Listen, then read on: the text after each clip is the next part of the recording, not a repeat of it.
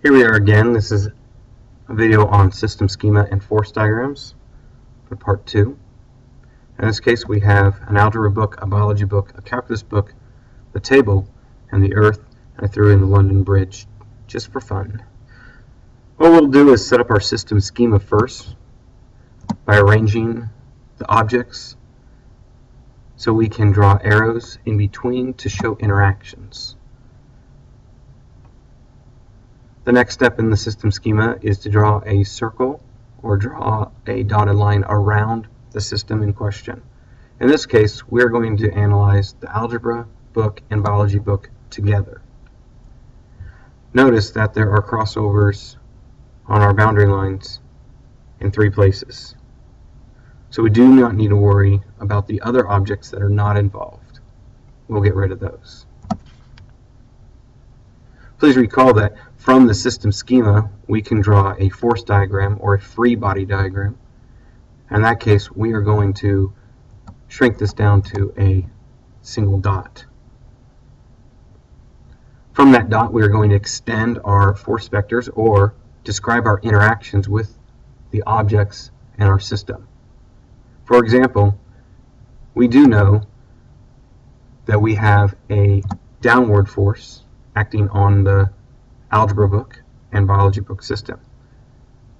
For this case, we are going to show that there's a non-contact gravitational force the Earth exerts on the algebra book. Likewise, there's a second downward force acting on the system towards the center of the Earth, and this one is the non-contact gravitational force the Earth exerts on the biology book. The final interaction, or crossing over that boundary line for our system, is a support force that is perpendicular to the surface. In this case, it is the contact normal force the calculus book exerts on the biology book. If we look at the system as just a body of itself, we can call it the book system. We'll replace our algebra biology book system with that book system. Therefore, we can take our contact normal force and change it to a contact normal force the calculus book exerts on this system. This works the same way for the interaction with Earth. We can go ahead and graphically stack our force vectors to show that when they're added head to tail, they can make one larger vector or one resultant vector that looks this way. We'll have to rename this to go with the book system to the non-contact gravitational force the Earth exerts on the book system.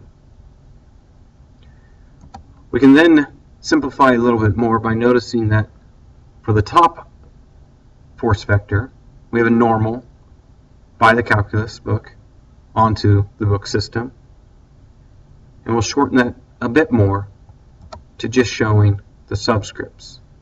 The top one reads the normal force by the calculus book onto the book system, and the bottom gravitational force by Earth onto the book system. And our free body diagram or force diagram is done.